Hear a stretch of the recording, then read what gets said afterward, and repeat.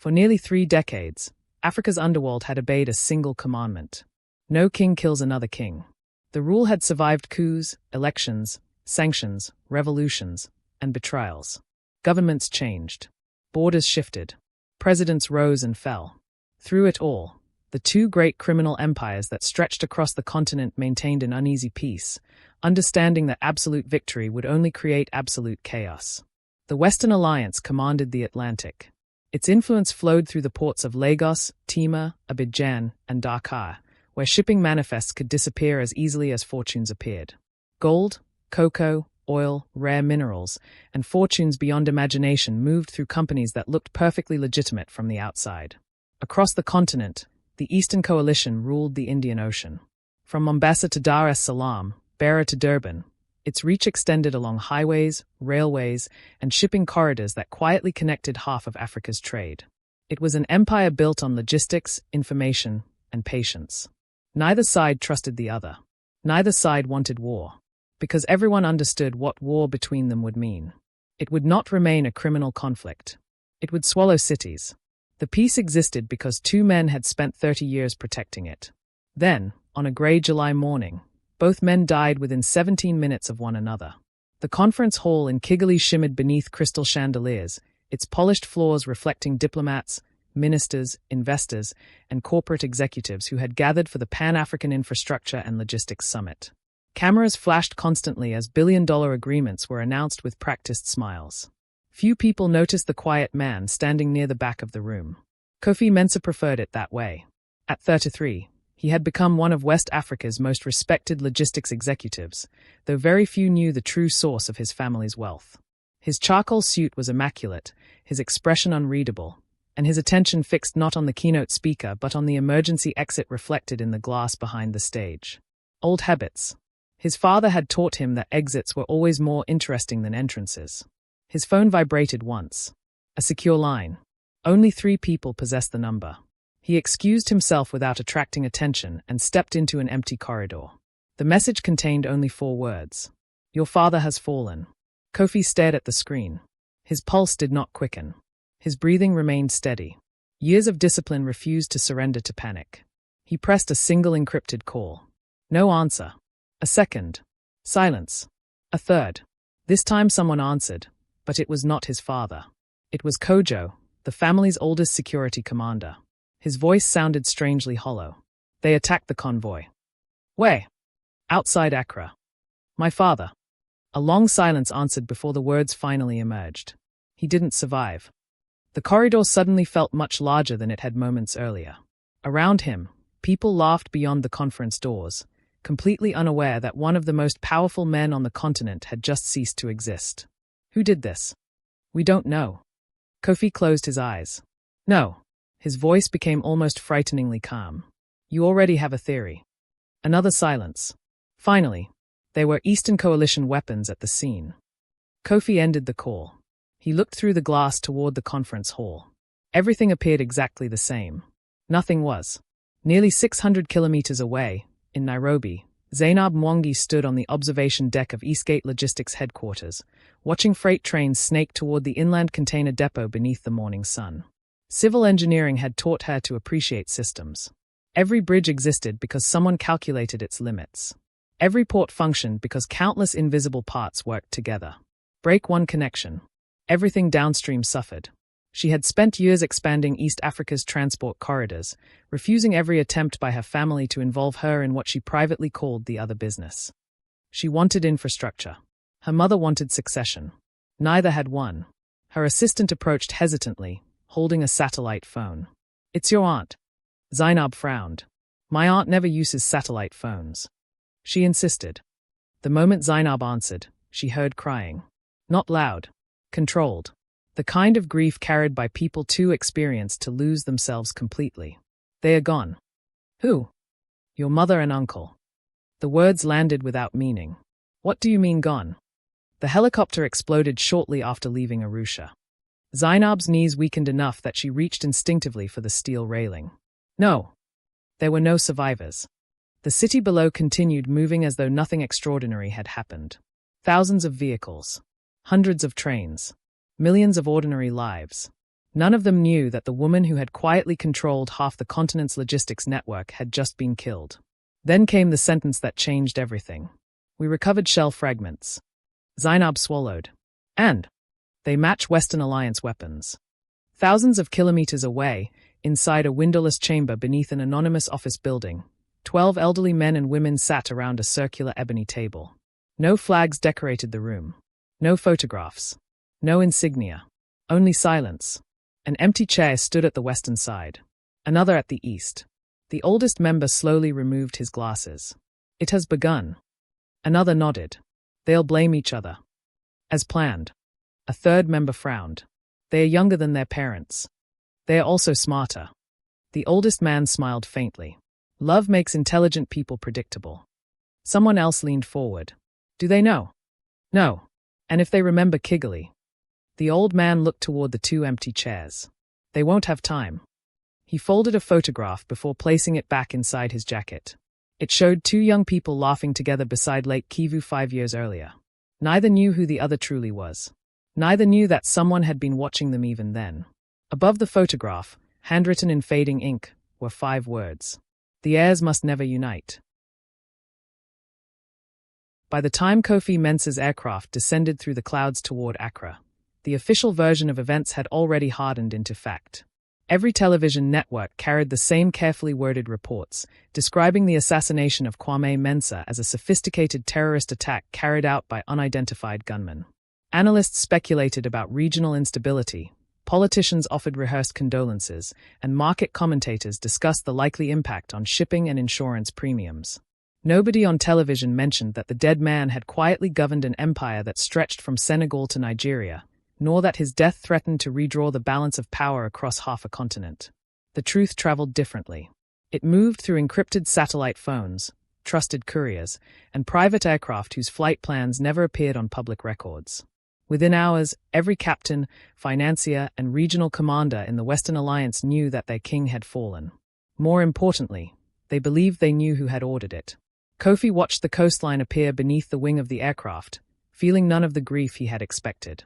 The sorrow remained somewhere beyond reach, hidden beneath a growing awareness that his life had changed before he had even boarded the flight. During the 6-hour journey, dozens of messages had arrived requesting instructions. Others simply pledged loyalty. None of them asked whether he intended to take his father's place. They all assumed he would. That assumption unsettled him more than anything else. His father had spent years preparing him to understand the empire without ever asking him to inherit it. Every lesson had been presented as an education in logistics, negotiation, or economics. Looking back, Kofi realized those lessons had been something else entirely.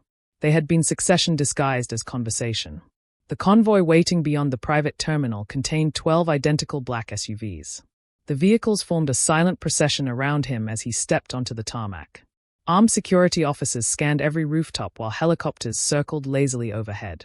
The precautions felt excessive until he remembered that someone had just succeeded in killing the most heavily protected man in West Africa. Kojo stood beside the lead vehicle.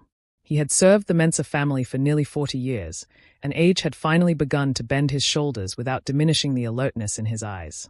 You came alone, Kojo observed after embracing him. I wasn't aware I had another option. There were safer routes. There are no safe routes anymore. Kojo nodded once. No, there aren't. The drive from the airport passed through familiar streets that suddenly seemed unfamiliar. Every intersection held additional security.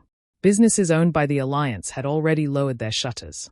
Men Kofi recognized from childhood stood outside warehouses carrying military rifles instead of clipboards. Someone had placed the entire organization on a war footing. You gave that order? Kofi asked quietly. Kojo looked out of the window before answering. I didn't have to. The headquarters overlooked the Gulf of Guinea like a multinational corporation. From the outside, Mensah Global Holdings occupied 40 floors of polished glass and steel overlooking the Atlantic. Lawyers, accountants, engineers, and economists filled its offices every weekday, and every audit described it as one of Africa's fastest-growing logistics companies. Only the executive floor knew that the corporation financed something much larger. The boardroom was already full when Kofi entered. 12 regional directors rose to their feet. No one spoke. At the far end of the table stood his father's chair. Empty. Kofi paused longer than he intended. For years he had watched his father occupy that seat with effortless authority, settling disputes worth hundreds of millions of dollars with little more than a question or a raised eyebrow. The chair suddenly looked less like a piece of furniture than an inheritance nobody should want. An elderly woman named Ifiwa broke the silence. "We're sorry for your loss." Others echoed the sentiment. The condolences were genuine, but beneath them Kofi sensed something else. Expectation. Fear. Hope. Each of them wondered whether the man standing before them possessed enough strength to prevent everything from collapsing. Kojo placed a thick leather folder on the table. "We've identified the weapons recovered from the convoy." The photographs showed fragments of an anti-armor missile. "Imported?" Kofi asked. "No. Manufactured." Kojo slid another document across the table. The serial numbers match a shipment intercepted in northern Kenya 3 years ago. Several directors muttered angrily. It was the Eastern Coalition. "They've finally crossed the line. We strike before they do." Kofi remained silent while the room filled with competing voices. His father had always listened longer than everyone else before speaking. Perhaps that had been another lesson. Finally he raised one hand. The room fell quiet. "Who verified the serial numbers?" Kojo blinked. "Our forensic team." "And who verified them independently?" Nobody answered. Kofi closed the folder. "My father used to say that evidence arriving too quickly usually belongs to the man who planted it." A few faces exchanged uncertain glances. "It could still be genuine," Ifiwa offered. It could. It could also be bait. More than 3,000 kilometers away, Nairobi had become a fortress before sunset. Military-grade barriers surrounded Eastgate Logistics headquarters while helicopters patrolled the airspace above the compound. Every visitor underwent 3 separate security checks before reaching the executive floor. Zaynab barely noticed.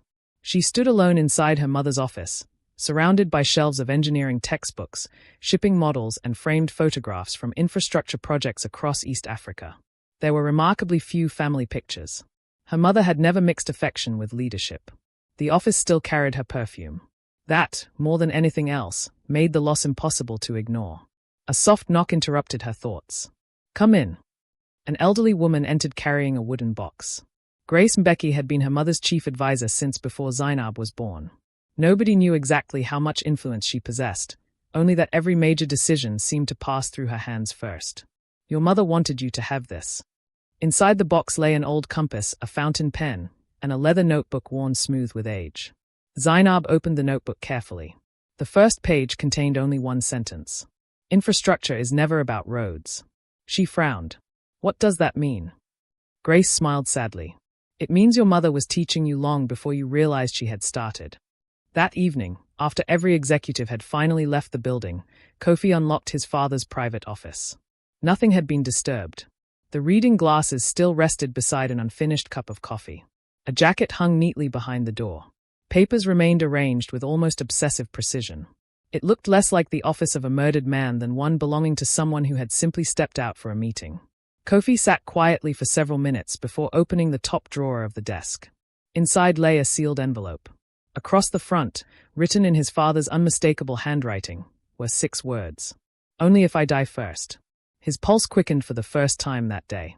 He broke the seal. Inside was a single photograph. Not of a shipment. Not of an enemy. A young man and woman stood laughing beside the shore of Lake Kivu.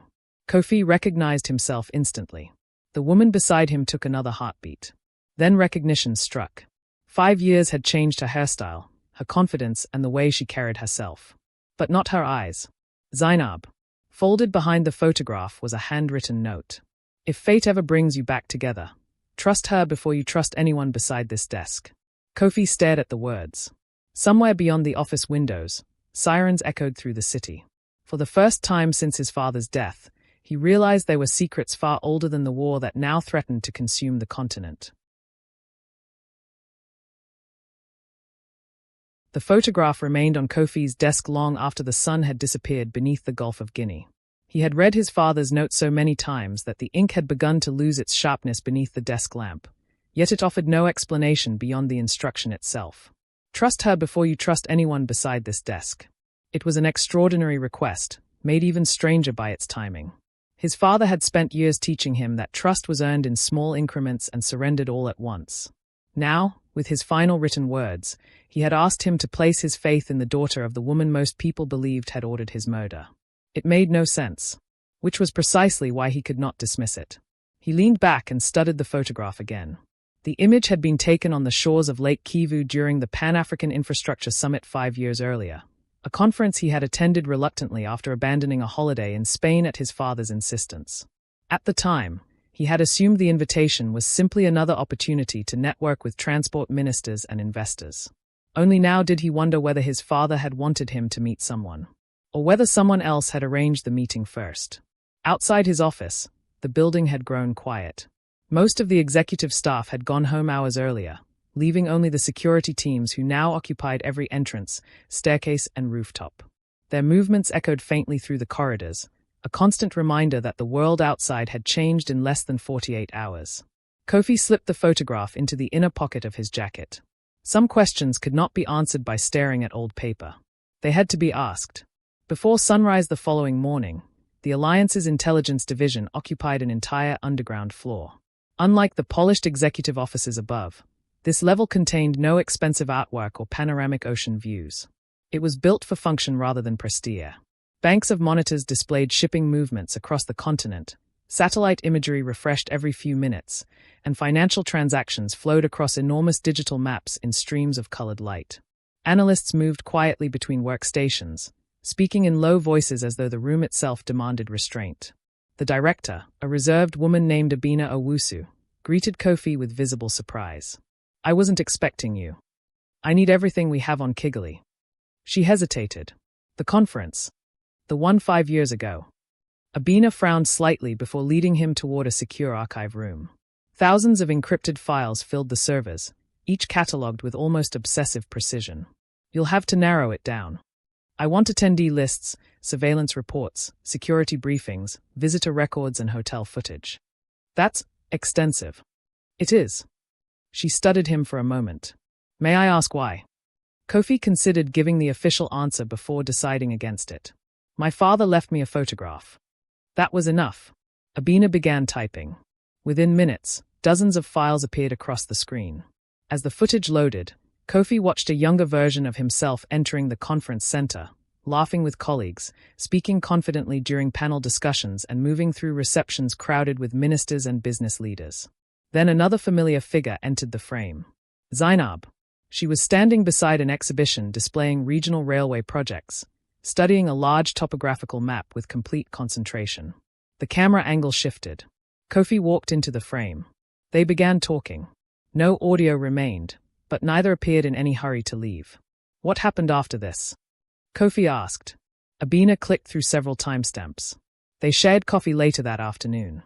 They were seen walking beside Lake Kivu at sunset. The following day they disappeared from every security camera for almost 4 hours before reappearing together at the conference dinner. Abina looked puzzled. "There should be footage." "But there isn't." She slowly shook her head. "Someone removed it."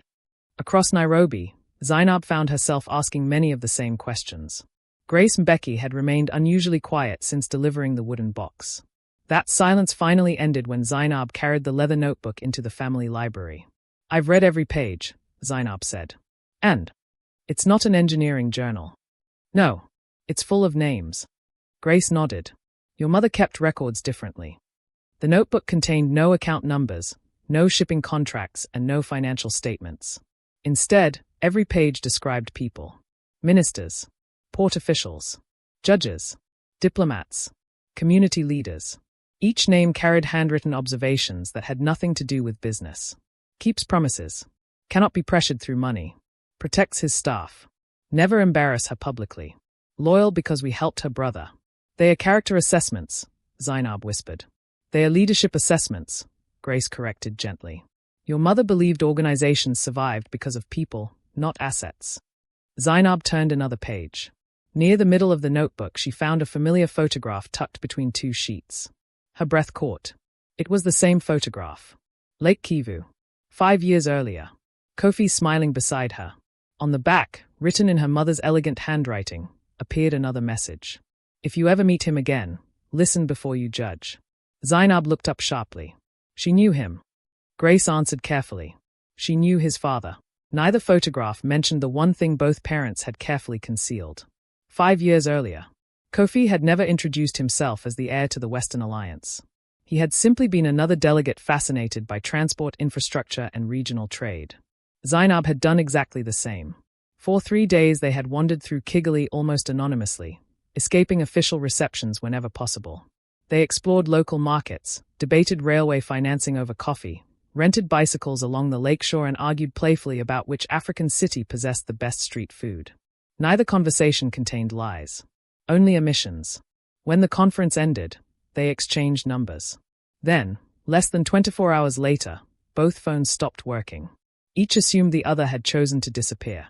Neither knew that someone had intercepted every message before it could be delivered.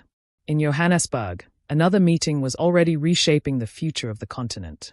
The private dining room occupied the highest floor of an international hotel whose guests included presidents, billionaires, and celebrities. None suspected that 3 representatives of the Continental Council were discussing the largest criminal conflict Africa had seen in generations. The first phase has exceeded expectations, one woman observed while pouring tea. The heirs. They are behaving exactly as predicted. An elderly man smiled. They are grieving. Grief makes intelligent people impatient. Another member unfolded a satellite photograph across the table. Our agents confirm increased military movements on both sides. Excellent. And if they refuse to attack? The oldest member finally spoke. They won't. He tapped 2 separate photographs. One showed Kofi entering the intelligence archives in Accra. The other showed Zaynab reading her mother's notebook in Nairobi. They are already asking the wrong questions. He smiled faintly. Let's give them the right answers. That evening, Kofi's encrypted phone vibrated with a message from an unknown number. There was no greeting, no signature, only a single sentence. If you still remember the cafe overlooking Lake Kivu, don't start this war. He stared at the screen for several seconds. No one else knew about that cafe. Not Kojo. Not Abina. Not even his father, as far as he knew. He typed carefully. Who is this? The reply arrived almost instantly. Someone reading the same photograph you are. Kofi's heartbeat slowed instead of quickening. Only one person could possibly understand that message. Thousands of kilometers away, in Nairobi, Zaynab watched her own encrypted phone illuminate with a response to the message she had hesitated almost an hour before sending. She read it twice, then quietly whispered the name she had not spoken in 5 years. Kofi.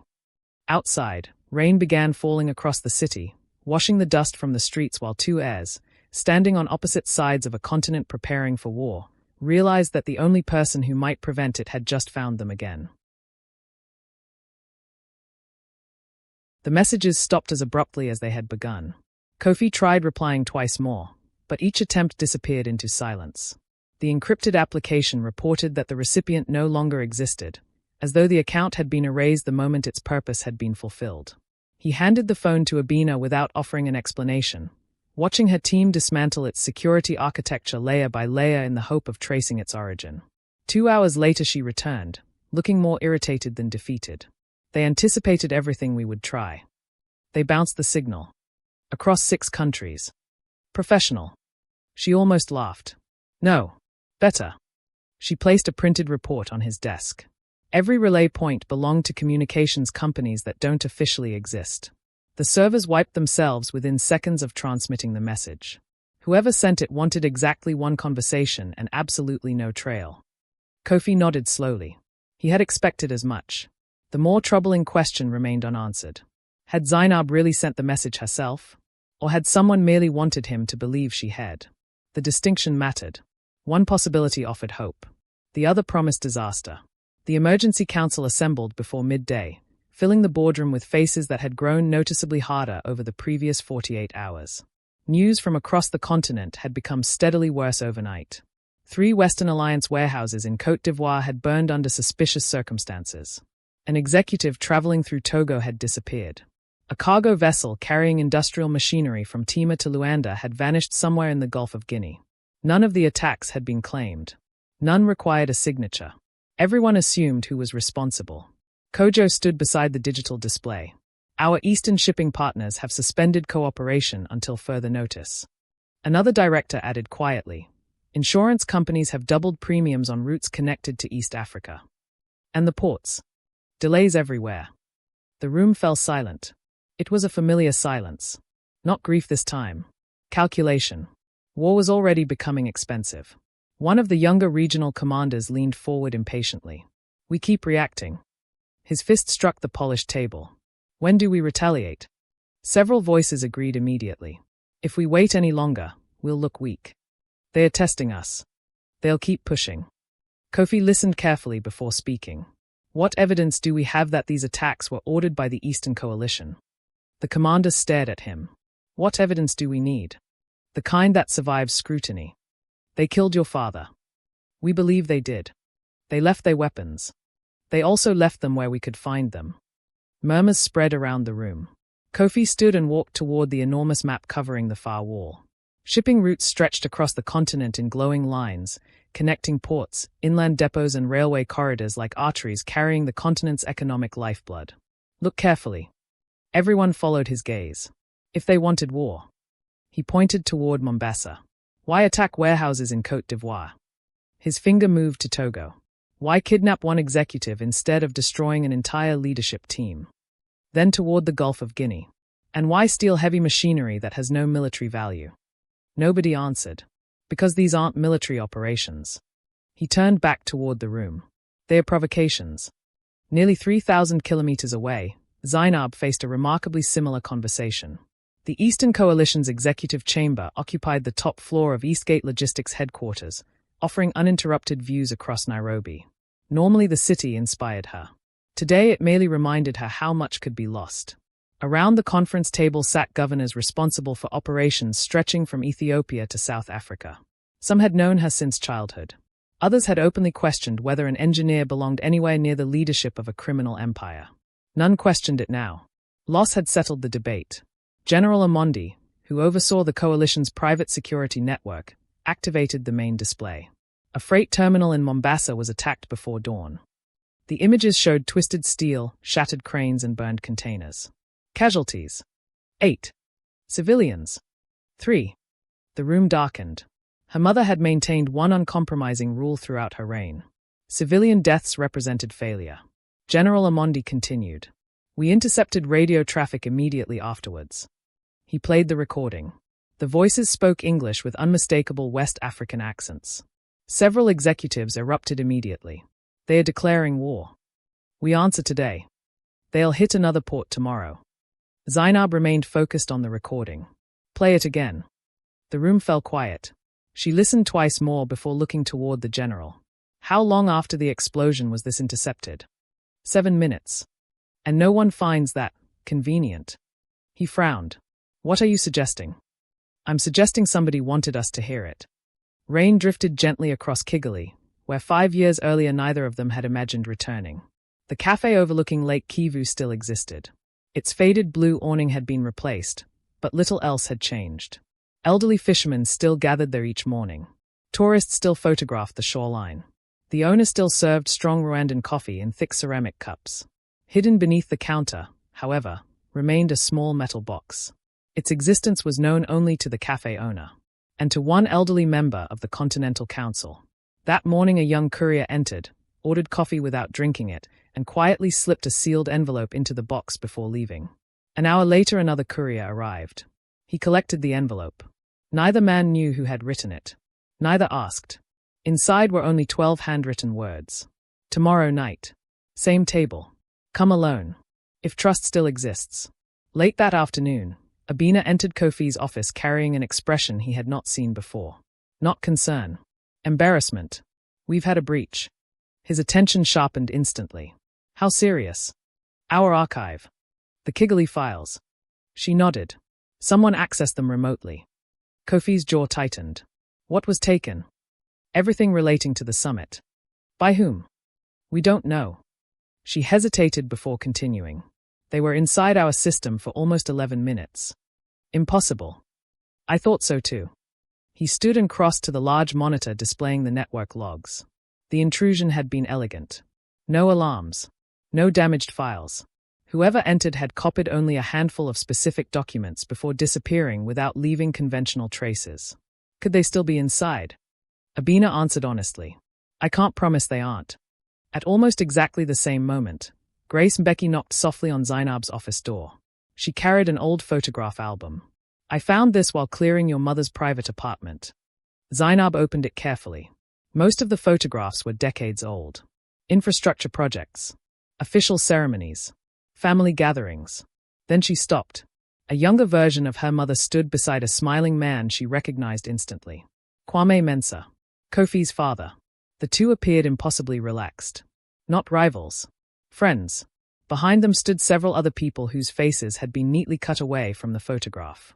Someone had deliberately removed them. Zainab looked up. Who did this? Grace's voice became almost inaudible. I don't know. But your mother never allowed damaged photographs in her albums. Grace nodded slowly. Exactly. Zainab studied the picture again. The cuts were too precise. Someone hadn't destroyed the photograph. They had edited history. Long after darkness settled over both cities, two aircraft departed in opposite directions. One lifted quietly from Accra, the other from Nairobi. Neither flight appeared on civilian radar. Neither filed a public destination. Kofi stood inside the first aircraft, looking through the window as the lights of the city disappeared beneath the clouds. Across the continent, Zainab sat in silence aboard the second aircraft, her mother's photograph resting on the table before her. Neither knew the other's destination. Neither knew they had accepted the same invitation.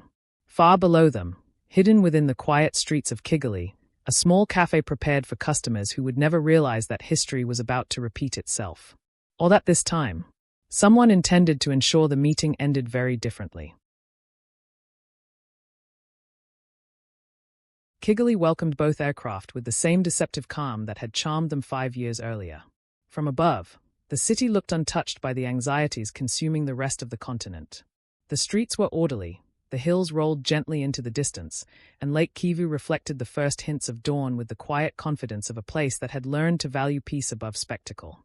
Nothing in the landscape suggested that two of Africa's most powerful criminal organizations were drifting toward open conflict, or that the people most capable of stopping it had arrived without informing a single member of their respective councils. Kofi traveled under an assumed identity. So did Zainab. Neither intended to remain in Rwanda for more than a few hours. Neither fully trusted the invitation that had brought them there. Yet both had reached the same conclusion during the flight. If someone had gone to extraordinary lengths to reconnect them after 5 years of silence, then either the meeting offered the last chance to avoid war, or it was the perfect place to begin one. The cafe overlooking Lake Kivu had not yet opened to the public. The elderly owner unlocked the front door precisely at 7 o'clock before raising the blue awning that sheltered the terrace. He greeted Kofi with the warm familiarity reserved for returning customers rather than dangerous strangers. You've been away too long. Kofi smiled politely. I didn't expect you to remember me. The old man chuckled. My friend, people remember those who listen more than they speak. He led Kofi to the same corner table overlooking the water. The chair opposite remained empty. You'll have company. I've been told. The owner nodded once before disappearing into the kitchen, leaving behind a pot of strong Rwandan coffee whose aroma stirred memories Kofi had spent years convincing himself no longer mattered. He found himself looking toward the lakeshore where, years earlier, he and Zainab had spent an entire afternoon debating whether Africa's greatest obstacle was corruption or poor infrastructure. She had argued passionately that reliable transport changed everything. Roads created trade. Trade reduced poverty. Prosperity weakened criminal networks. Kofi had challenged every point she made, mostly because he enjoyed watching her defend her ideas. He had lost every argument. Gladly. Footsteps crossed the wooden terrace with quiet confidence before stopping beside the table. He looked up. For a brief moment the years between them disappeared. Zainab had changed, but not in ways that surprised him. Experience had softened none of her determination. If anything, leadership had refined it. She carried herself with the calm assurance of someone who had spent the last 48 hours making decisions that affected thousands of lives while quietly burying her own grief beneath responsibility. She studied him with equal care. You look older. I've had a difficult week. I suppose we both have. Neither moved. Neither seemed certain whether a handshake, an embrace, or simple distance best suited the moment. Eventually Zainab smiled faintly. I still owe you coffee. I remember. And I still think Nairobi has better restaurants. Kofi laughed despite himself. I see some things haven't changed. No. Her smile faded. They've changed more than enough. She sat opposite him. For several seconds they simply looked at one another, measuring the familiar against everything that had happened since they last met. Finally, Kofi reached into his jacket and placed the photograph on the table. "I found this in my father's office." Zaynab slowly removed an almost identical photograph from her handbag. "My mother left me the same one." Silence settled between them. Neither needed to ask the obvious question. For nearly an hour they compared everything their parents had left behind. Kofi produced the handwritten note instructing him to trust her. Zaynab unfolded her mother's message urging her to listen before judging. The handwriting differed. The meaning did not. Neither parent had warned their child about the other. Instead, both had pointed directly toward one another. "It doesn't fit," Zaynab whispered. "Our parents spent decades building rival empires. So we're told. They are dead because of each other. We're told that too." Kofi leaned back thoughtfully. "What if those are two different statements?" She frowned. "You think someone wrote the story before we arrived?"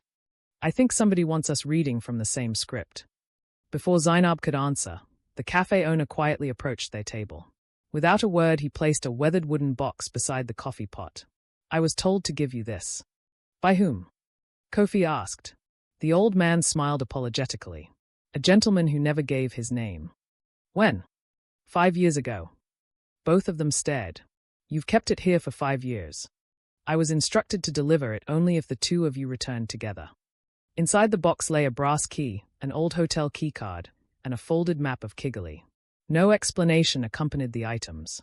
Only a room number had been written across the back of the map. 317. The hotel keycard belonged to a small boutique hotel less than a kilometer away. Kofi exchanged a glance with Zaynab. "This is either the answer or a very expensive trap," she finished. "Probably both." For the first time that morning, she laughed. The sound caught both of them off guard. Grief had consumed so much of the previous days that laughter felt strangely unfamiliar. Kofi found himself smiling in return. It occurred to him that someone had gone to extraordinary lengths to preserve this meeting. That thought alone made him nervous. Room 317 appeared untouched by the passing years. The receptionist barely glanced at the old keycard before directing them upstairs, as though she had been expecting their arrival. Dust covered the furniture. The curtains remained drawn. Nothing suggested anyone had occupied the room in years. Until Kofi noticed the projector. It sat neatly on a table facing a blank wall. Beside it rested a sealed envelope. Zaynab broke the seal first. Inside was a memory stick. No note. No signature. Kofi inserted it into the projector. For several seconds the screen remained dark. Then an image appeared. An older man looked directly into the camera. Neither recognized him. He wore an ordinary gray suit and spoke with the measured confidence of someone accustomed to commanding attention without raising his voice. "If you're watching this." He paused briefly. "Then Kwame and Halima are dead." Zainab's breath caught. Her mother's first name had almost never been used outside the family. The man continued. "I wish there had been another way." The recording flickered slightly. "We always knew someone inside the council would eventually move against us. We simply failed to discover who before time ran out." Kofi leaned closer. The stranger continued speaking. "You've spent your entire lives believing your parents inherited rival empires." He shook his head. "That was never true." The projector suddenly went black before the sentence could be completed. Every light inside the room died at exactly the same moment. The air conditioning stopped. The silence felt unnaturally complete. Then came the sound. A soft metallic click from somewhere beyond the door. Kofi reacted instantly. He pulled Zaynab sideways just as the first burst of automatic gunfire tore through the wooden entrance, splintering the frame into a cloud of shattered timber. Glass exploded across the room. Bullets ripped through the projector, sending sparks across the carpet. Another burst followed. Closer. Longer. Someone wasn't trying to frighten them. Someone knew exactly where they were. And someone had waited until the recording reached the one sentence capable of changing everything. The first burst of gunfire lasted barely 3 seconds. It was enough. The projector shattered into fragments that scattered across the carpet, the memory stick disappearing somewhere beneath the smoke and splintered wood. Plaster rained from the ceiling as another volley punched through the walls, each round traveling with frightening precision toward the exact spot where Kofi and Zaynab had been standing moments earlier. Kofi pulled her behind the heavy concrete support column beside the window. The room filled instantly with the smell of dust, burning electronics, and cordite. Neither spoke. They didn't need to. The attackers weren't firing wildly. They had rehearsed this. A brief silence followed. Not the silence of retreat. The silence of professionals repositioning. Kofi glanced around the column just long enough to identify their problem. There are 4. Zaynab looked at him. You counted. I saw reflections. In what? He nodded toward the shattered wardrobe mirror. They are wearing body armor. She absorbed the information without surprise. They came to finish the job. No. He shook his head. They came to make sure we never heard the end of that recording. The distinction mattered. If killing them had been the only objective, explosives would have been simpler. Instead, someone had waited until the recording reached a particular sentence before attacking. Someone had wanted that message interrupted. Outside the hotel, an ordinary delivery truck rolled slowly to the opposite side of the street. To pedestrians, it looked entirely unremarkable. Inside, however, 6 people watched live drone footage streaming across multiple monitors. The woman leading the operation wore a simple navy business suit rather than military clothing. Her silver hair was tied neatly behind her head, and she sipped tea while listening to reports through an earpiece. Status. Targets alive. She showed no disappointment. They are resourceful. Shall we proceed to phase 2? She considered the question for only a moment. No. The younger operative looked confused. If they escape, they'll disappear. They are supposed to. He frowned. I don't understand. She smiled faintly. Not yet. On one monitor, the thermal camera displayed 2 figures moving cautiously through room 317. She touched the screen lightly. They are beginning to trust each other again. Inside the room, Kofi spotted something the attackers had overlooked. The window. It overlooked a narrow service alley running behind the hotel. 3 floors below. Far enough to be dangerous. Close enough to survive. He turned toward Zaynab. Can you climb? She stared at him. I designed suspension bridges. I'll take that as a yes. Another burst of automatic fire answered before she could respond. The bullets chewed into the concrete column, sending fragments across the floor. Kofi removed his jacket. What are you doing? Tying a rope. Out of that. It doesn't have to hold forever. It only has to hold once. She almost smiled despite the circumstances. You always did enjoy impossible ideas. And you always criticized them. I usually had good reasons. He secured the sleeves tightly around an exposed steel support beside the broken window. It'll get us halfway. And the rest? We improvise. The alley behind the hotel remained deserted beneath the steady morning rain. Kofi descended first, gripping the improvised rope while searching constantly for movement below. It held. Barely. The final 2 meters ended with a controlled drop onto stacked delivery crates. He looked up. Your turn. Zaynab climbed with surprising confidence, moving carefully rather than quickly. Halfway down, the attackers reached the window. Gunfire erupted again. The jacket tore apart. The remaining fabric snapped free. For a split second, Zaynab hung suspended in open air before falling the remaining distance. Kofi caught enough of her weight to prevent serious injury, though both of them crashed heavily onto the wet pavement. She looked up immediately. You all right? I think my shoulder disagrees. I've had worse. He offered his hand. She accepted it without hesitation. Behind them came shouting. They are coming. Neither noticed the elderly street sweeper watching quietly from the corner. His faded overalls blended so naturally into the surroundings that most people walked past without seeing him. He continued sweeping until Kofi and Zaynab reached the intersection. Only then did he speak. This way. Neither moved. He sighed. If I wanted you dead. He glanced toward the hotel. I wouldn't have interrupted. Footsteps echoed above. The attackers had reached the alley. The old man turned into a narrow passageway. You have 5 seconds. Kofi looked toward Zaynab. She gave the smallest possible nod. Together they followed. The passage twisted unexpectedly between old stone buildings before opening into a neglected courtyard hidden from the main road. An aging Land Cruiser waited with its engine already running. The old man climbed into the driver's seat. Get in. Kofi remained cautious. Who are you? The driver adjusted the rearview mirror before answering. A friend of your parents. Name. You'll survive longer if you don't know. The vehicle disappeared into Kigali's traffic seconds before armed men emerged from the alley. From the rear window, Zaynab watched the attackers spread through the streets with remarkable discipline. There was no panic, no shouting, and no wasted movement. They searched like soldiers following a carefully rehearsed plan. Professional. Patient. Expensive. She turned back toward the driver. They knew exactly where to find us. Yes. They knew about room 317. Yes. They interrupted the recording before it finished. Yes. Kofi leaned forward. Then somebody inside our organizations leaked everything. The old man met his eyes briefly through the mirror. No. Then who? The leak began much earlier than your organizations. Neither understood. The driver smiled sadly. It began inside the council. Rain blurred the streets outside as the Land Cruiser finally entered an abandoned industrial district. The buildings looked forgotten. Broken windows. Collapsed roofs. Rusting gates. Exactly the sort of place nobody noticed anymore. The vehicle stopped beside an old railway warehouse whose faded sign had almost disappeared beneath decades of weather. The driver switched off the engine. We're safe here. For how long? Zaynab asked. Not long. He stepped out before opening the warehouse door. Dust floated through shafts of light filtering from broken skylights above. Against the far wall stood an enormous railway map of East and West Africa connected by colored strings, handwritten notes, and hundreds of photographs. Kofi walked toward it slowly. His eyes widened. Every photograph represented someone influential.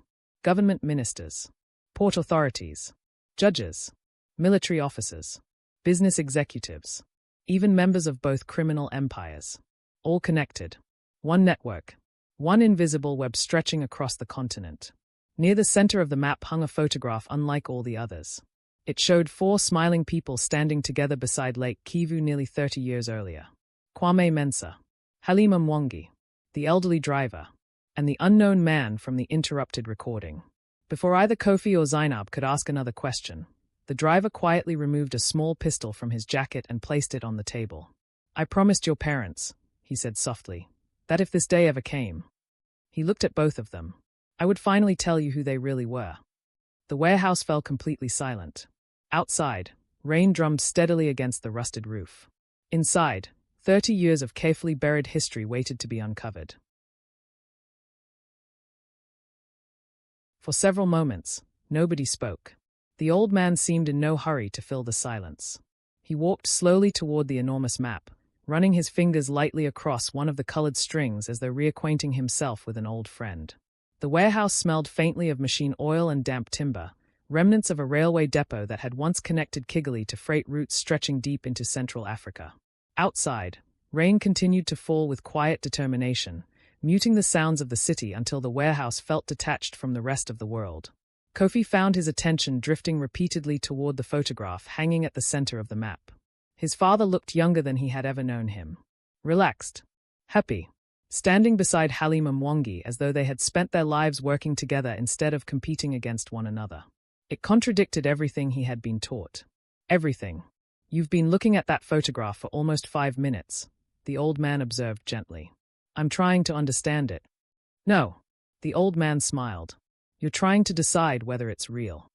Kofi didn't deny it. Because if it is, then your entire life has been built on a lie. The old man carefully removed the photograph from the wall before placing it on the table between them. My name is Daniel Okoye. Neither Kofi nor Zaynab recognized it. I expected that. Daniel pulled out a chair and sat opposite them. 32 years ago, before either of you was born, your parents were not rivals. They were partners. Friends. I would even say family. Zaynab folded her arms. Partners in what? In preventing exactly what's happening now. He leaned back, studying their reactions before continuing. The newspapers called that period Africa's lost decade. Civil wars, military coups, economic collapse, arms trafficking, piracy. Every region had its own conflict, and every conflict created opportunities for criminal organizations. Kofi nodded slowly. His father had spoken about those years only in passing. Daniel continued. The underworld looked exactly like the wars above it. Hundreds of gangs. Dozens of warlords. Every city had its own king.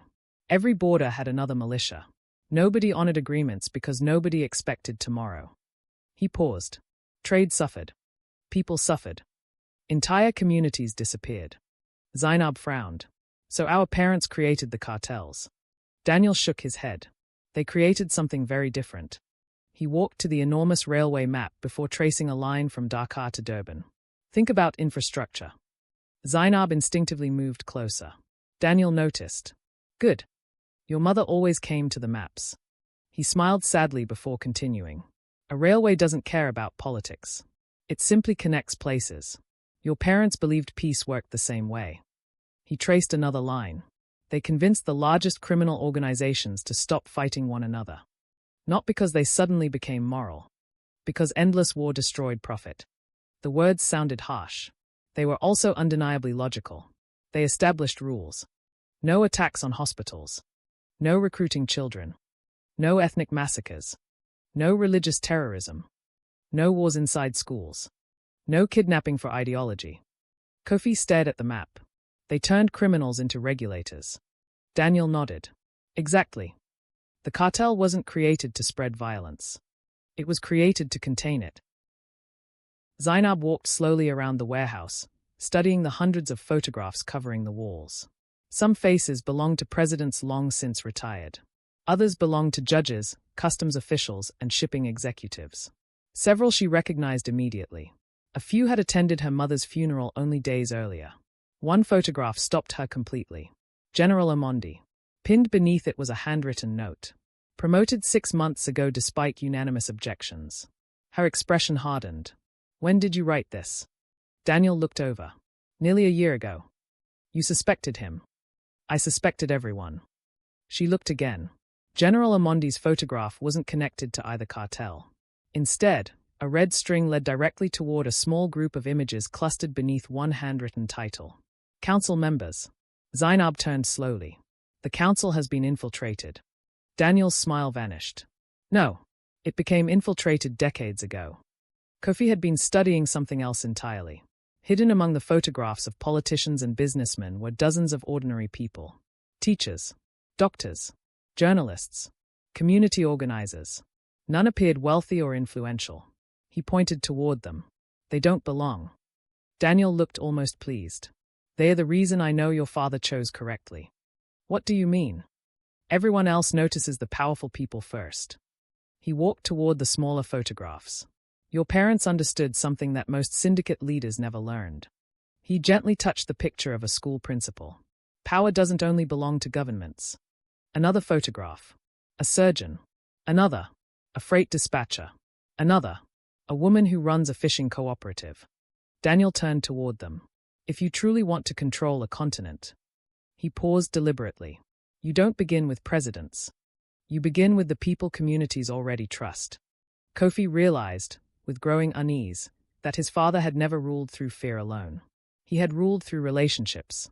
The empire had been far more sophisticated than he had imagined. A sudden alarm echoed from somewhere inside the warehouse. Daniel's expression changed instantly. He hurried toward a small security monitor hidden behind an old filing cabinet. Several tiny cameras displayed the surrounding streets. Black SUVs. At least 8. Men in tactical gear spreading methodically between abandoned buildings. Daniel swore under his breath.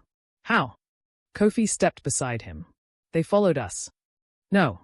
Daniel zoomed the camera toward a nearby rooftop. There. A small quadcopter drone hovered almost invisibly above the warehouse. It tracked the Land Cruiser. Zaynab looked toward the rear exit. How long? Daniel checked another screen. Less than 3 minutes. So we leave. He shook his head. Too late. The first explosion shook the warehouse before he finished speaking. Dust cascaded from the ceiling. Rusted metal groaned somewhere above them. Another blast followed almost immediately. This one closer. The attackers weren't trying to storm the building. They were collapsing it. Daniel reached beneath the old railway map and pulled a heavy steel lever. Nothing happened. Then, far beneath the warehouse floor came the deep grinding sound of machinery that had not moved for decades. The concrete beneath the map slowly split apart. A hidden staircase emerged from the darkness. Kofi stared. This place has tunnels. Daniel gave a weary smile. Railway depots usually do. Another explosion thundered overhead. Steel beams shuddered violently. The lights flickered. Daniel picked up the old photograph of the 4 friends and tucked it carefully inside his jacket.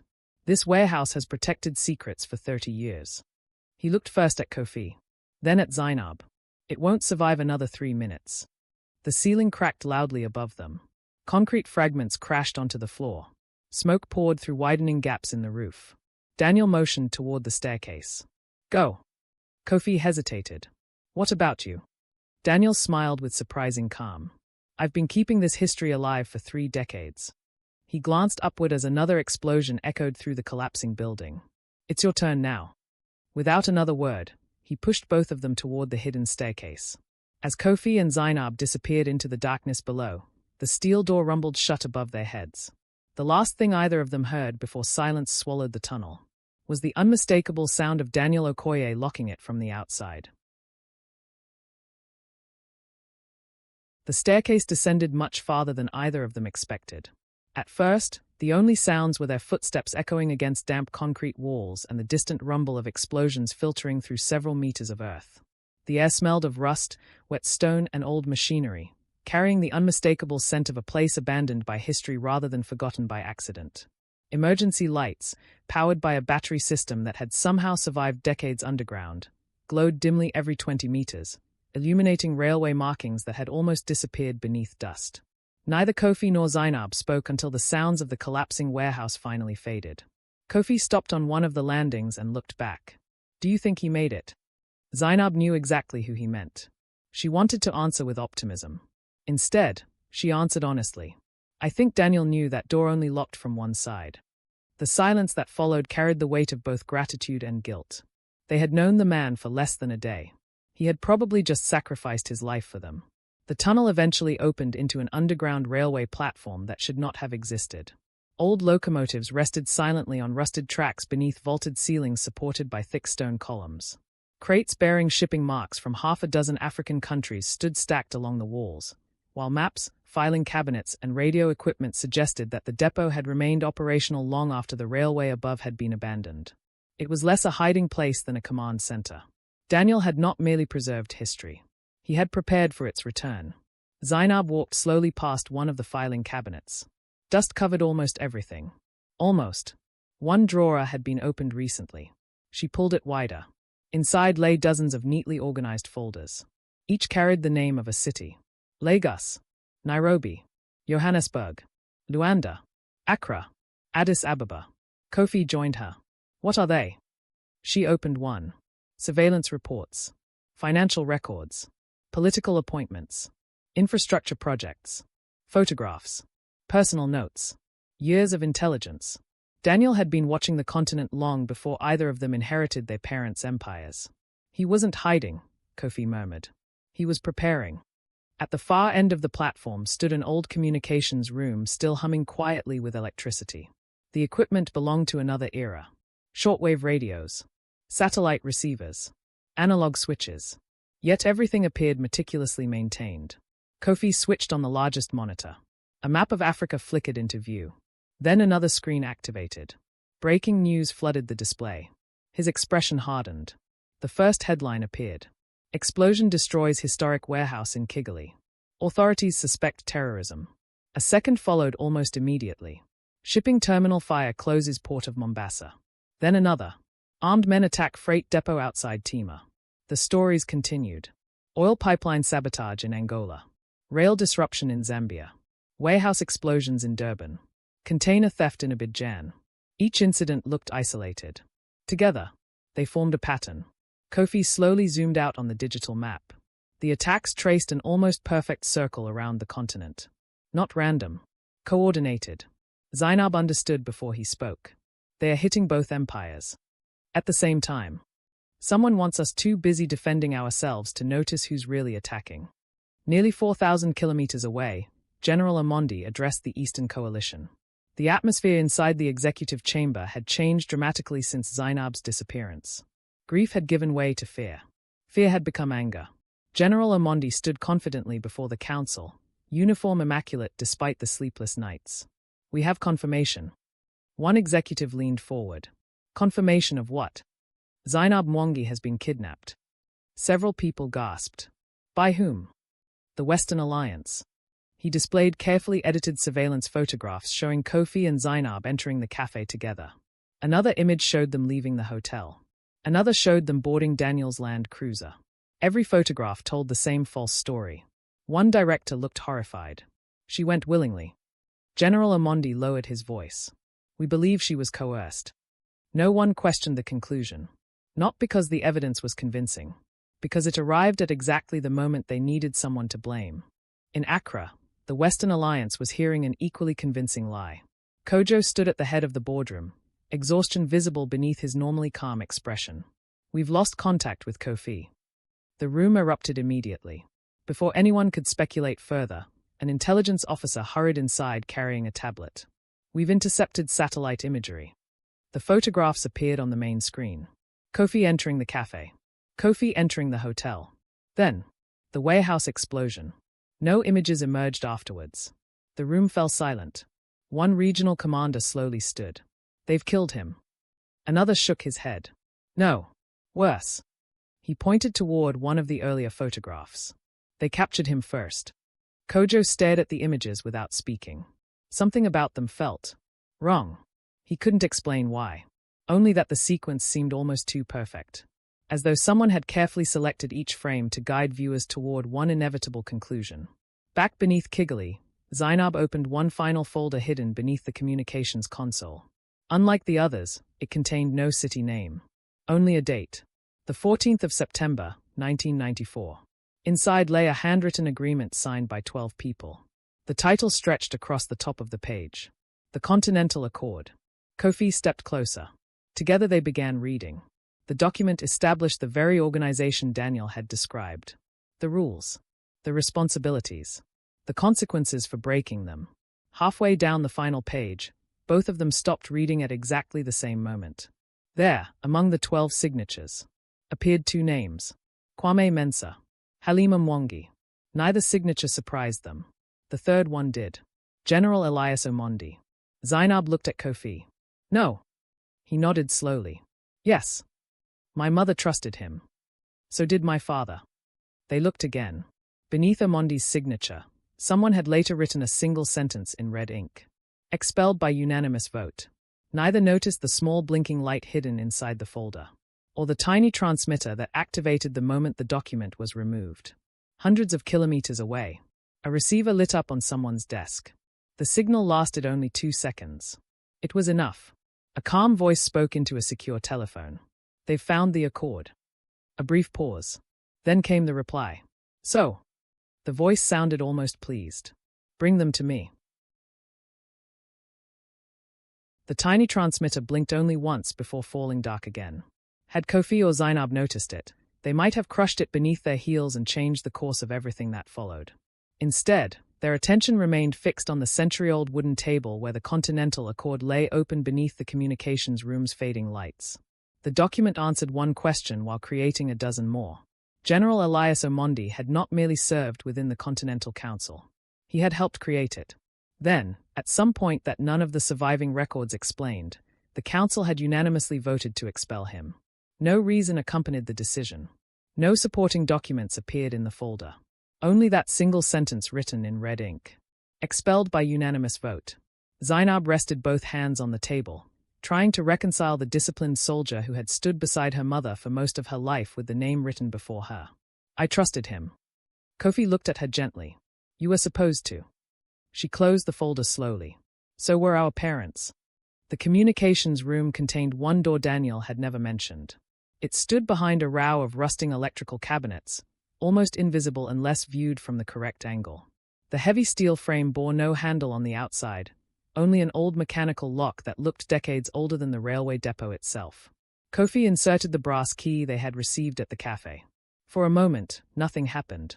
Then a series of deep metallic clicks echoed through the wall. The door swung inward. Beyond it lay a surprisingly small archive. Unlike the larger depot, this room contained no machinery, maps, or radio equipment. Only shelves. Hundreds of carefully labeled boxes. Each represented a year. Kofi ran his fingers along the faded labels until he reached the one he wanted. The same year the Continental Accord had been signed. Inside rested journals, cassette tapes, photographs, and several handwritten letters tied neatly with blue ribbon. Zaynab carefully unfolded the first letter. It began simply. My dear Halima. She stopped reading almost immediately. The handwriting belonged to Kofi Mensah. For the next hour, history quietly rewrote itself around them. The letters had never been intended for outsiders. They contained no coded language. No political speeches. No carefully rehearsed justifications. They were conversations between friends trying to build something neither government nor criminal organization had ever managed to achieve. One letter described negotiations with pirate groups operating off the Horn of Africa. Another explained how rival smuggling networks had agreed to stop transporting child soldiers after months of private mediation. Several discussed railway projects that would create legitimate employment in regions previously controlled by armed militias. Then Kofi found the letter that changed everything. His father had written it only 6 months before his death. Halima, I think Elias has begun speaking to people outside the council. Twice this month he has argued that fear is a stronger currency than stability. He says we've made the continent predictable, and that predictable markets create weak empires. He wants expansion through conflict. He's wrong. We built this council because we remembered what endless war looked like. I'm beginning to fear that Elias has forgotten. Zaynab slowly lowered the page. My mother knew. Kofi nodded. So did my father. They never told anyone. They couldn't. He looked toward the accord lying on the table. If they accused him without proof, the council would split, and the war would begin anyway. Among the final documents lay a cassette tape labeled simply Meeting 12. The communications room still contained an aging tape recorder. Remarkably, it worked. Static filled the room before several familiar voices emerged. Kofi Mensah, Halima Mwangi, Daniel Okoye. Then another voice. General Omondi. The recording had been made years earlier during what appeared to be a private council meeting. You're making a mistake, Omondi argued calmly. We're preventing bloodshed, Halima replied. No, you're preventing growth. A long silence followed. Kwame finally spoke. Elias, explain. The general's tone remained patient. Every empire in history expanded because people feared it. We don't need expansion. We need control. Control requires fear. Daniel's voice interrupted sharply. No, it requires trust. Omondi laughed quietly. Trust is expensive. So is war. Another silence. Then came the sentence that explained everything. You still think this organization exists to preserve peace? He sounded almost amused. I believe it exists to rule Africa. The tape ended abruptly. Nobody spoke for several moments afterwards. Kofi finally switched off the recorder. He never changed. Zaynab shook her head. No, he simply waited. High above them, another meeting had already begun. The surviving members of the Continental Council sat around the same ebony table Kofi had glimpsed only in photographs. 2 chairs remained empty. Daniel's, and one that had belonged to another member who had disappeared years earlier. An elderly woman looked around the room. We've lost contact with Daniel. Nobody answered. Everyone understood what that probably meant. Another councillor folded his hands carefully. The heirs now know about Elias. Then we move immediately. Against Omondi. No. The oldest member slowly shook his head. Against everyone. Confused expressions spread around the table. We've spent 30 years protecting balance. He looked toward the empty chairs. We failed. The balance is gone. One woman frowned. What are you proposing? He answered with visible reluctance. We dissolve the council. Silence. It was almost unthinkable. The organization that had quietly shaped Africa's criminal underworld for 3 decades would voluntarily erase itself. Unless someone stopped him first. Kofi had almost finished repacking the archive when one final photograph slipped onto the floor. It landed face down. Zaynab picked it up. The image showed 12 young people standing together beside Lake Kivu shortly after signing the accord. Unlike the damaged photograph she had found earlier, every face remained intact. Nobody had been cut away. On the back appeared 12 handwritten signatures. The final signature belonged to someone neither of them recognized. Beneath it, someone had written later in darker ink.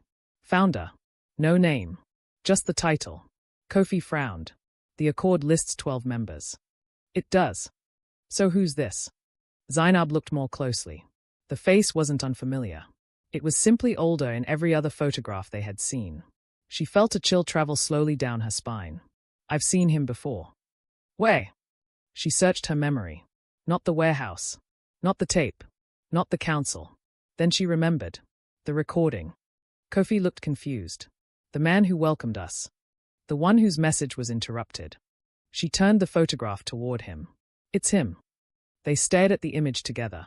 If the unknown man had founded the Continental Council, Then one impossible question remained. Where was he now? The answer arrived before either of them could ask it. The ancient radio crackled unexpectedly. Static filled the room. Then a calm, unmistakable voice emerged. I was beginning to wonder how long it would take you. Kofi and Zaynab froze. The voice continued. If you're hearing this. A faint chuckle. Then you're finally ready to meet me. The transmission ended. Neither of them noticed that, somewhere far away, another radio had transmitted at exactly the same moment. And someone else had been listening too. The radio fell silent. Its faint electrical hum lingered in the underground room long after the transmission ended, as though the voice had left behind more than words. Kofi reached instinctively toward the receiver before stopping himself. Years of careful training had taught him that the first reaction after an unexpected message was almost always the wrong one. Someone wanted them to respond. Someone wanted to know whether they had heard. He looked at Zaynab. What do you think? She considered the question carefully. I think the founder isn't dead. I think he wanted us to believe he was. She nodded. And if that's true, then he's been watching everything. Neither possibility was comforting. The founder had disappeared from history almost 30 years earlier. Every surviving document treated him as though he had simply ceased to exist. Yet his voice had sounded clear, calm and entirely unsurprised that two heirs had finally uncovered the truth. It suggested planning measured not in weeks or months, but in decades. Kofi carefully tuned the ancient radio to the frequency where the voice had disappeared. Static. Nothing more. He adjusted the dial again. Still nothing. Then, almost by accident, another signal emerged.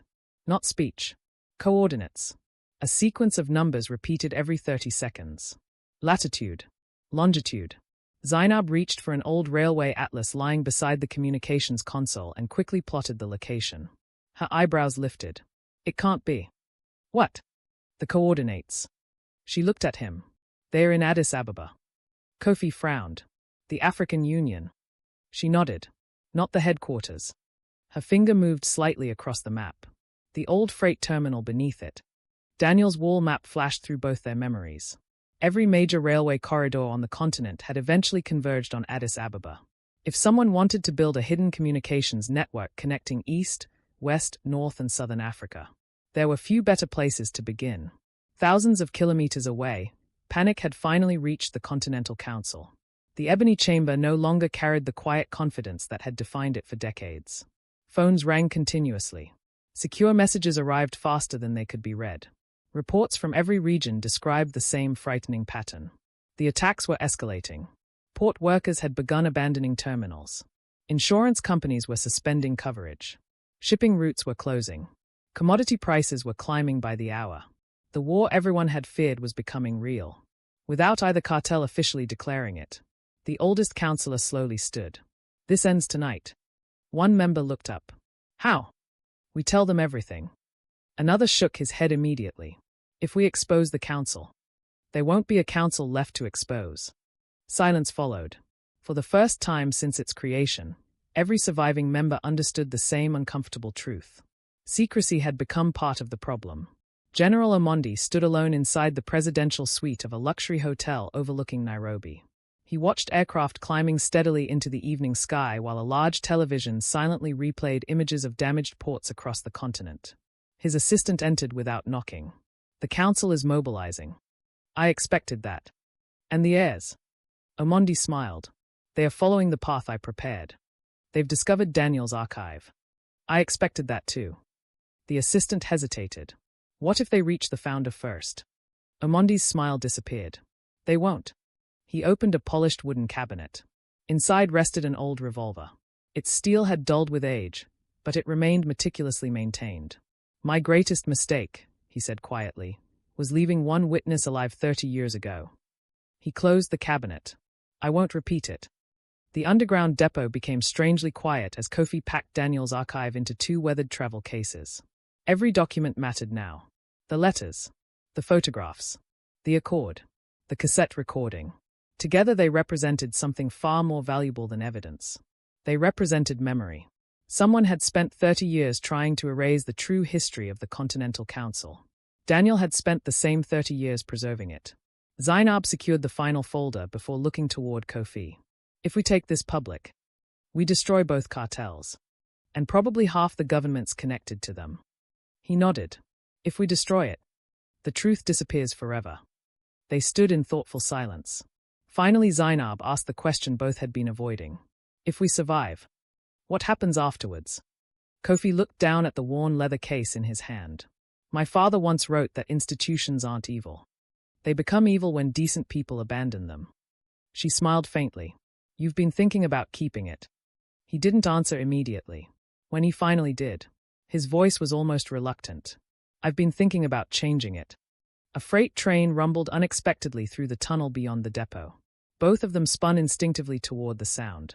Daniel had insisted these lines had been abandoned decades earlier. Yet the locomotive rolled slowly into the platform, its polished steel reflecting the emergency lights. It stopped with remarkable precision. Only one carriage stood behind it. The driver's door opened. An elderly woman stepped onto the platform. Elegant, gray-haired, perfectly composed.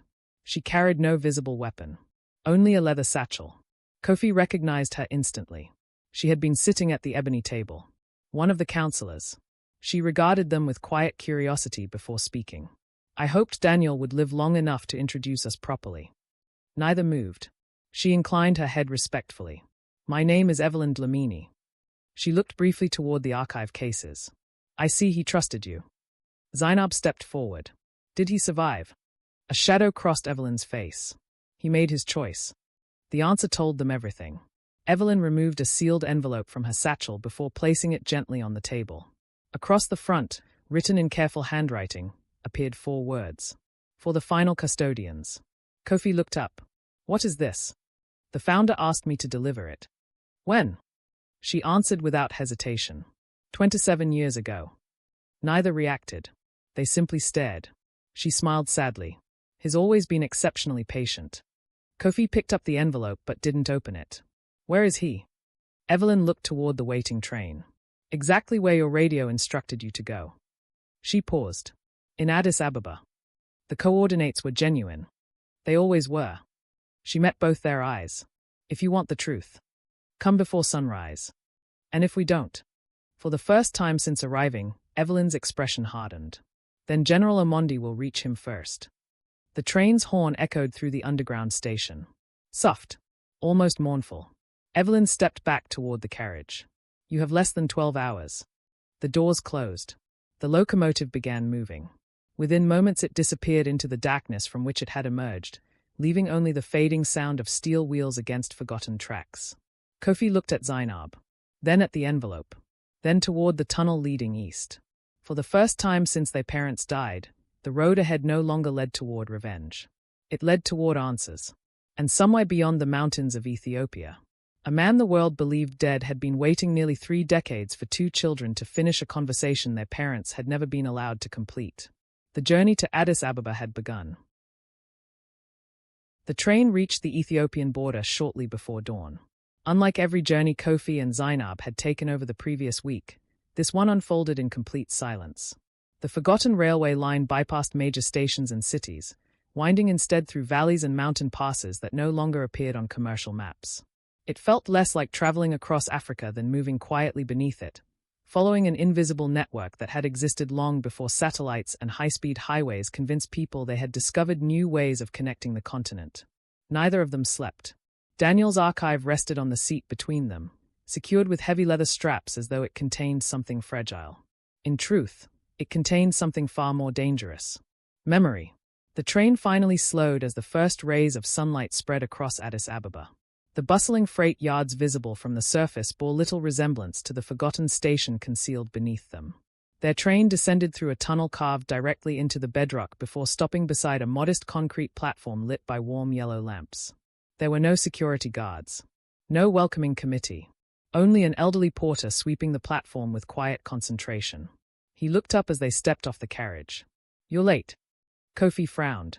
We arrived 5 minutes early. The porter smiled. By the timetable. He rested both hands on the broom. I've been expecting you for 30 years.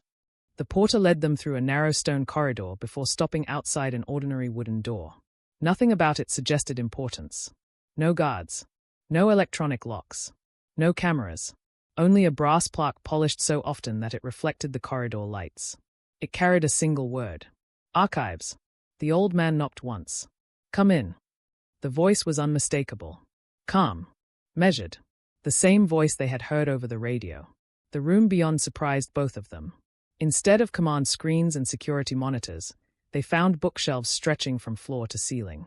Thousands of volumes filled the room alongside rolled engineering plans, shipping manifests, railway blueprints, and handwritten journals. Large windows overlooked the awakening city, flooding the office with soft morning light. An elderly man stood beside a drafting table studying a railway map. His silver hair was neatly combed.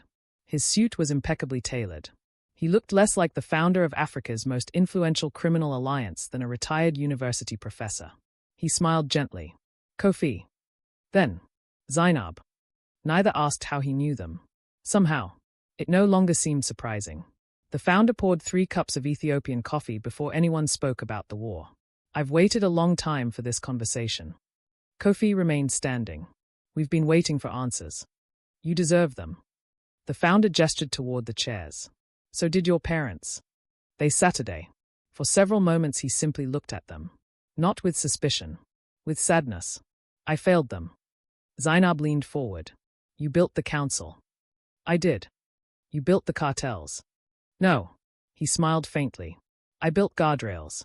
Seeing their confusion, he reached for 2 wooden blocks resting on his desk. If a mountain road has no barriers. He pushed 1 block across the table until it fell over the edge. Gravity decides. He placed the second block between 2 small metal rails. If it has guardrails, the block remains safely on the table. People still drive dangerously. He looked at them both. But fewer fall. The council wasn't designed to create organized crime. It was designed to stop organized crime from becoming endless war. Kofi removed the Continental Accord from Daniel's case and placed it carefully on the desk. Then why hide? The founder rested one hand on the document. Because governments would never tolerate us. And criminals would never fully trust us. So we became invisible. He opened the accord to its final page. Elias agreed with our methods. Until he became convinced that peace limited opportunity. Zaynab remembered the recording. He wanted fear. He wanted expansion. The founder nodded. And he was patient. Patient enough to spend 30 years placing loyal people inside governments, ports, intelligence services, and eventually. He touched the accord gently. Inside my own council. Kofi looked towards the window. So he murdered our parents. Yes. Daniel. The founder's eyes lowered. Yes. And everyone else who stood in his way. Another quiet silence settled across the room. The answers brought clarity. They also brought grief. A discreet knock interrupted the conversation before anyone could speak again. Evelyn Dlamini entered. She carried no expression. Only urgency. We've confirmed it. The founder looked up. How long? Less than an hour. She turned towards Kofi and Zaynab. Omondi has called every surviving regional commander. Kofi understood immediately. His declaring himself king. Evelyn nodded once. He intends to dissolve both organizations. And replace them with one empire under his command. The founder stood slowly. His age showed for the first time. Not in weakness. In weariness. I spent 30 years preventing one man from ruling Africa through fear. He looked toward Kofi. Now you understand why your father never simply killed him.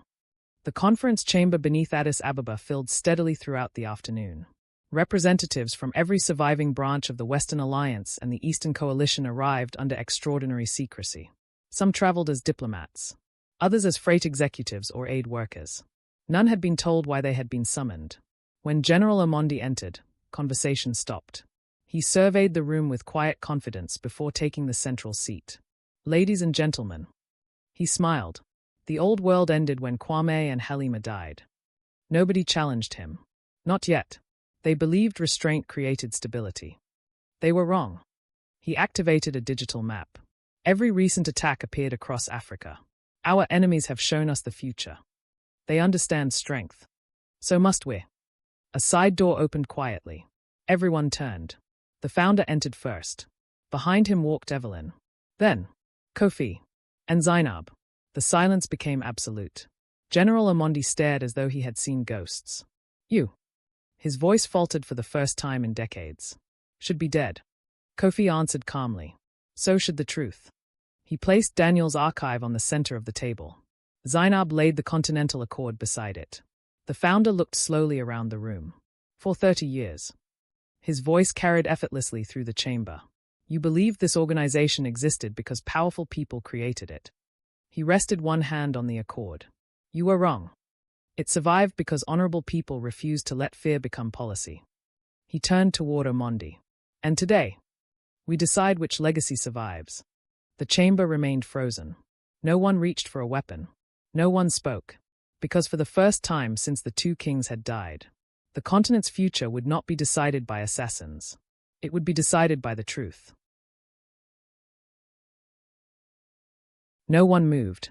The underground chamber beneath Addis Ababa had witnessed 30 years of whispered agreements, impossible compromises and quiet betrayals, yet it had never known silence like this.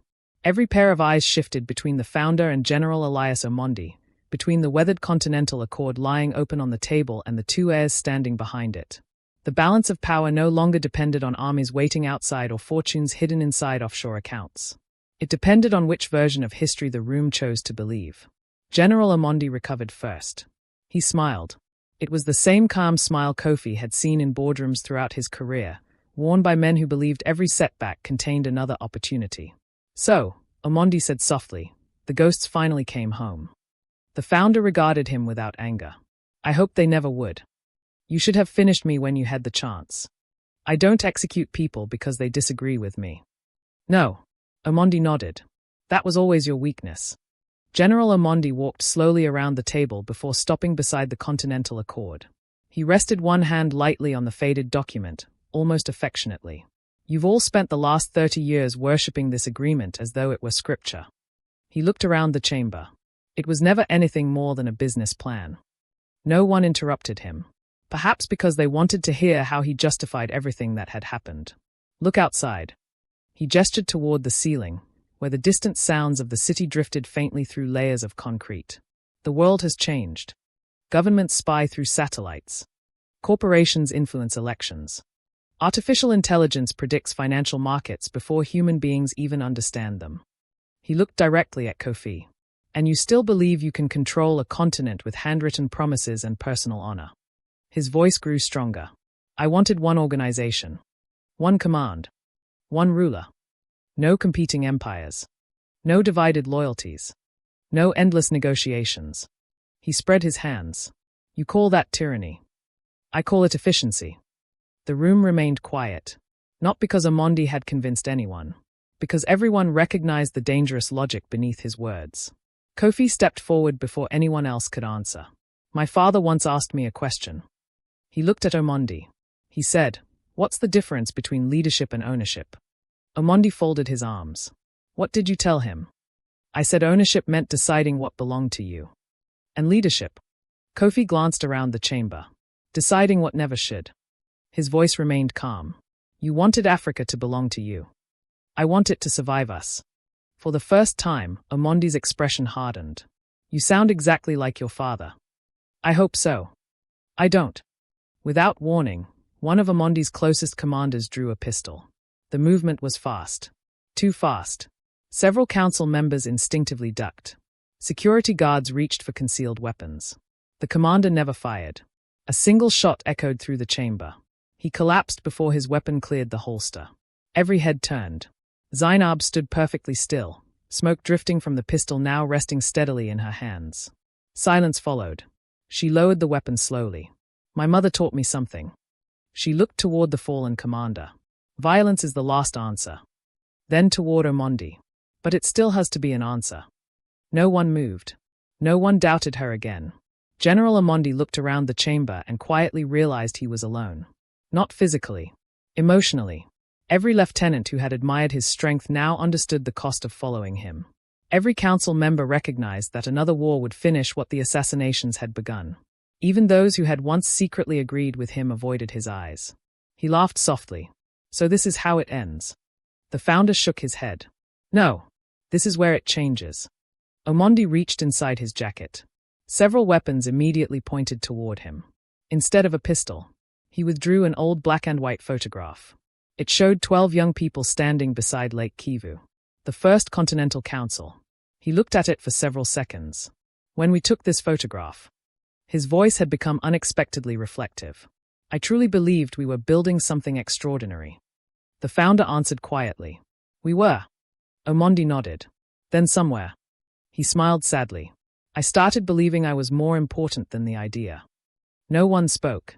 He placed the photograph gently beside the accord, then extended both hands. I surrender. The founder remained silent for several moments before speaking. 30 years ago. You asked me what history remembers. Omondi looked up. I remember. You answered. The victor. The founder shook his head gently. No. He looked around the room. History remembers the people who leave something worth inheriting. He turned toward the council. I resign. A wave of astonishment swept through the chamber. The council ends today. No one objected. It had become obvious that secrecy, however well-intentioned, had eventually protected the wrong people. The founder picked up the Continental Accord, then placed it in front of Kofi. I created it. He looked toward Zaynab. Your parents protected it. Then back to both of them. You must decide whether it deserves another generation. The debate continued long after sunset, long after tempers cooled and certainty gave way to reflection. Some argued for destroying every record. Others demanded that both cartels be dismantled immediately. A few insisted that nothing should change. Kofi listened more than he spoke. When the room finally fell quiet, he stood. I won't destroy the alliance.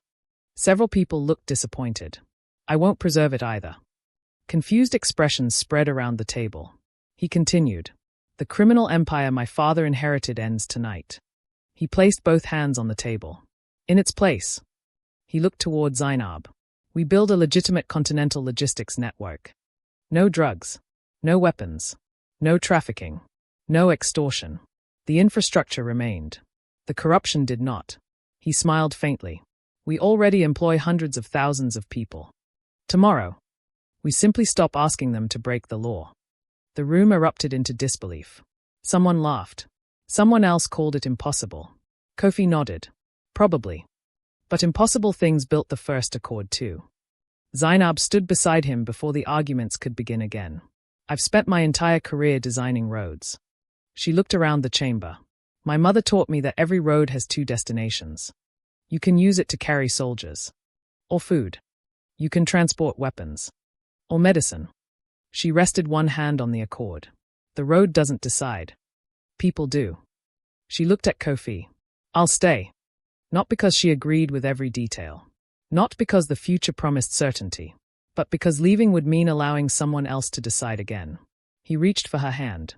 This time, neither of them let go. 1 year later, the port of Mombasa looked remarkably ordinary. Cargo ships arrived on schedule. Customs officers inspected containers. Railway cranes lifted freight onto waiting trains. Workers complained about long shifts. Children hurried to school along the waterfront. Journalists described the rapid growth of the newly formed Continental Logistics Group, marveling at how dozens of competing companies had somehow united under one African network. Most assumed it had been an extraordinary business merger. Only a handful of people knew how much blood had purchased that peace. On a quiet balcony overlooking the harbor, Kofi watched another freight train disappear inland. Zaynab joined him carrying 2 cups of coffee. You know, she said, smiling, Nairobi still has better restaurants. He laughed. I've had a year to prepare an answer. And I still disagree. She handed him his coffee. Far below them, a young engineer supervised repairs to a railway bridge while dock workers loaded humanitarian supplies bound for drought-stricken communities further inland. Kofi watched them for a long moment. My father once told me every empire leaves something behind. What do you want ours to leave? Zaynab looked across the harbor where ships from every corner of Africa lay peacefully alongside one another. Not an empire. She intertwined her fingers with his. A continent that no longer needs one. The morning breeze carried the sound of ship horns across the water. For the first time in decades, they sounded like possibility rather than warning. And somewhere, in a quiet office filled with books and railway maps, an old photograph of 4 smiling friends remained on a shelf. No faces had been cut away. Not anymore.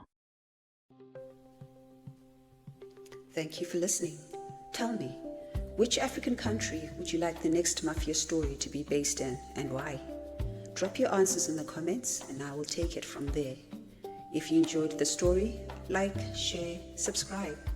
Because somewhere in Africa, another story is already unfolding.